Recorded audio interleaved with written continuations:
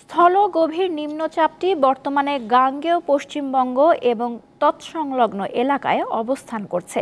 এটি আরও পশ্চিম উত্তর পশ্চিম দিকে অগ্রসর ও ক্রমান্বয়ে দুর্বল হয়ে পড়তে পারে। নিম্নচাপের প্রভাবে রাজধানী সহ দেশের বেশিরভাগ অঞ্চলে বৃষ্টিপাত অব্যাহত রয়েছে। পটুয়াখালীতে রবিবার সকাল ৯টা পর্যন্ত ২৪ ঘন্টায় প্রায় ২২২ মিলিমিটার বৃষ্টিপাত রেকর্ড করেছে আবহাওয়া অফিস। টানা বৃষ্টিতে নিচু এলাকায় জলাবদ্ধতা তৈরি হয়েছে, তলিয়ে গেছে অসংখ্য মাছের ঘের, পুকুর ও ধানের জমি।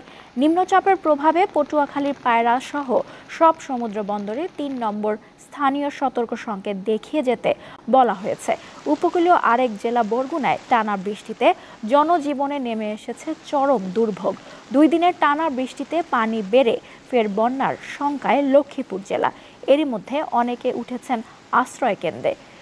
বৃষ্টিতে নতুন করে বিভিন্ন এলাকা প্লাবিত হওয়ায় দুশ্চিন্তা ও আতঙ্কে সময় পার করছে লক্ষ্মীপুরবাসী।